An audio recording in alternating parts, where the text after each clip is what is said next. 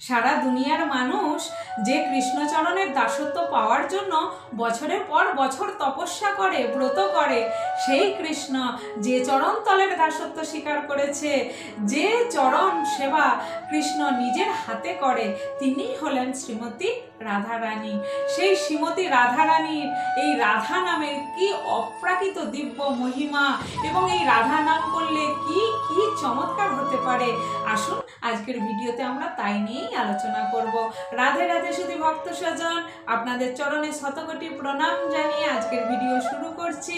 আমরা বৃন্দাবন, বর্ষানা এই নামগুলোর সঙ্গে সকলেই পরিচিতি।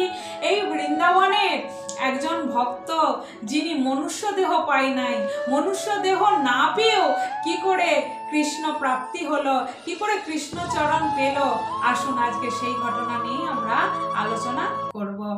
নন্দগ্রাম, এই নন্দগ্রামে একটি ময়ূর ছিল। সে ছিল পরম কৃষ্ণ ভক্ত। তিনি কৃষ্ণকে খুশি করার জন্য দিন রাত কৃষ্ণ গুণগান করতেন এবং কৃষ্ণ গুণে পেখম মিলে কৃষ্ণ নামে নৃত্য করতেন, শুধুমাত্র কৃষ্ণকে খুশি করার জন্য। কিন্তু কৃষ্ণ তার দিকে ফিরেও তাকাতেন না। কখনো তিনি রাস্তা দিয়ে চলে যেতেন, ব্রজের গলিতে গোচারণে যেতেন, কিন্তু ময়ূর এত কৃষ্ণ কৃষ্ণ করে নৃত্য করতেন, ময়ূরের দিকে তিনি ফিরেও তাকাতেন না। কিন্তু ময়ূর তার নয়নের জলে বুক ভাসিয়ে সদা সর্বদাই কৃষ্ণ গুণগান করতেন এবং প্রার্থনা করতেন, হে দয়াময়, হে করুণার সিন্ধু, এই অধমের প্রতি একবার কৃপা দৃষ্টি দাও। আমি জানি তোমার ওই এক বিন্দু কৃপা দৃষ্টি পেলে আমার এই ময়ূর জন্মটা সার্থক হয়ে যাবে। হে দয়ানাথ, হে কৃপানাথ, না জানি তুমি কত কত পাপীদেরকে উদ্ধার করেছো, অঘাসুর উদ্ধার করেছো, কালিয়া, বকাসুর, পুতনা, একের পর এক অসুরদের উদ্ধার করেছো। আমি জানি আমি পতিত, তো পতিতের দিকে তুমি কৃপা দৃষ্টি দেবে না প্রভু? তুমি না পতিতের পাবন, তুমি না করুণার সিন্ধু, আমার মতো পতিতকে কৃপা করো, আমার দিকে একবার কৃপা দৃষ্টি দাও কৃষ্ণ, দাও না ও দয়াময়। না জানি আমার কত জন্ম ব্যতীত হয়ে গেছে, আমি তোমাকে চিনতে পারি নাই, আমি তোমাকে জানতে পারিনি, আমি তোমার নাম করতে পারিনি। এই জন্মে ময়ূর হলেও এই দুর্লভ বৃন্দাবনের ভূমিতে আমি জন্ম পেয়েছি, তাই এই জন্মটা আমার বৃথা যেতে দিও না দয়ানাথ। আমি তোমার ওই কৃষ্ণ গুণগান করছি তোমাকে খুশি করার জন্য, একটা বার আমার মতো পতিতের দিকে কৃপা দৃষ্টি দাও ও কৃষ্ণ, দাও না। আর কত ধৈর্য ধরবো কৃষ্ণ? দীর্ঘ 1 বছর ধরে তোমার নাম গাইছি, তাও তুমি কৃপা করবে না? ও কৃপানাথ, কৃপা করো। কিন্তু কোনো লাভ হয় নাই, কৃষ্ণ তার দিকে একবারও ফিরে তাকান নাই। এইভাবে যেতে যেতে যেতে যেতে 2 বছর পারাপার হয়ে গেল। আজ ময়ূরের আর কিছু ভালো লাগছে না।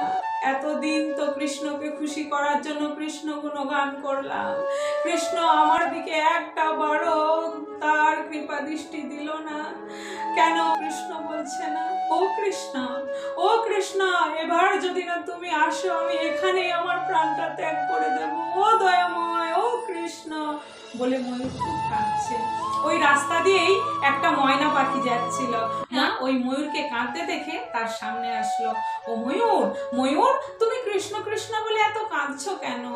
দেখো না ময়না, আমি 2 বছর ধরে কৃষ্ণকে খুশি করার জন্য কৃষ্ণ গুণগান করছি, কৃষ্ণ গুণগানে আমার পেখম মেলে নৃত্য করছি, যাতে কৃষ্ণ খুশি হয়ে তার এক বিন্দু কৃপা দৃষ্টি আমার ওপর দেয়, কিন্তু কোনো লাভ হলো না।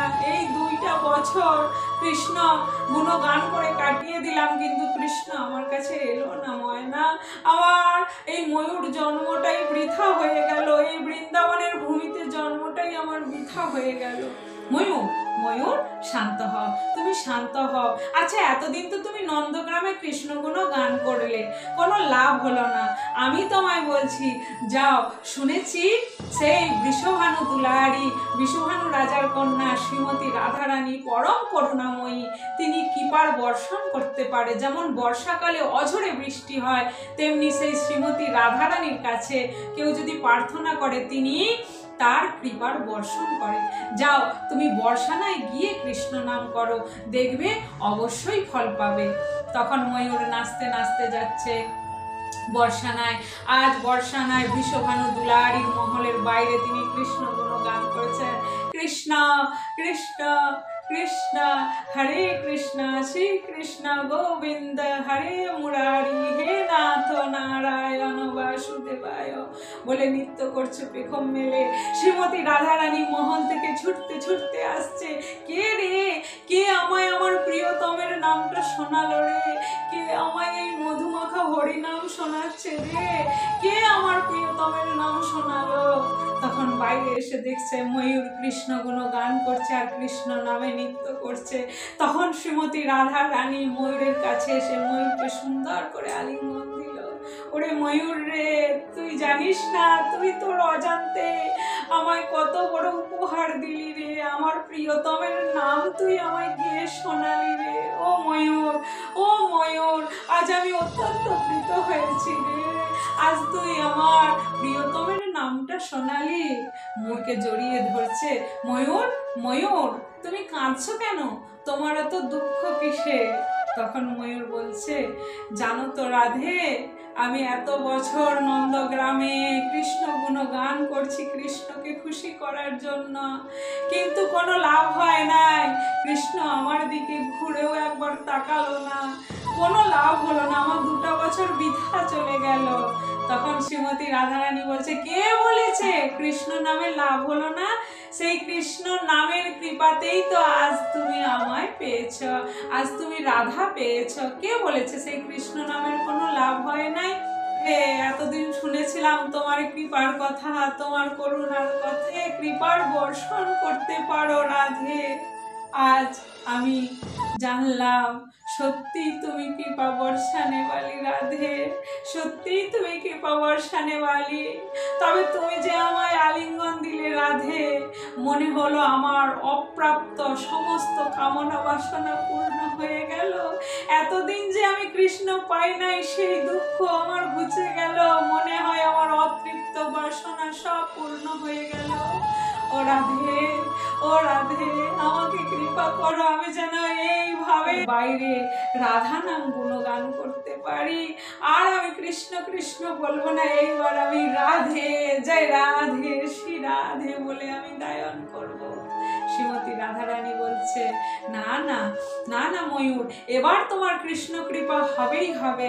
তুমি যাও, তুমি গিয়ে আজ থেকে নন্দমোহনের বাইরে সেই গুণগান করো এবং নৃত্য করো। তবে তুমি আর কৃষ্ণ কৃষ্ণ গেও না, এবার তুমি রাধা রাধা বলে নৃত্য করো এবং রাধা নাম গুণগাথা করো। অবশ্যই অবশ্যই কৃষ্ণ কৃপা হবে। ময়ূর গিয়ে এর বাইরে আবার নৃত্য শুরু করেছে, তবে এইবারে কৃষ্ণ নামে নয়, রাধা নামে নৃত্য আরম্ভ করেছে। যেই না রাধা নামে নৃত্য আরম্ভ করেছে, অমনি নন্দভবনের ভেতর থেকে কৃষ্ণ ছুটে ছুটে আসছে।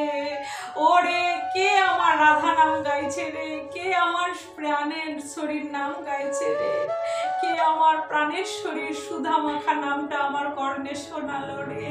ওরে, কে এমন ভাগ্যবান যে রাধা নাম কীর্তন করছে। ছুটতে ছুটতে এসে ময়ূরকে জড়িয়ে ধরলো।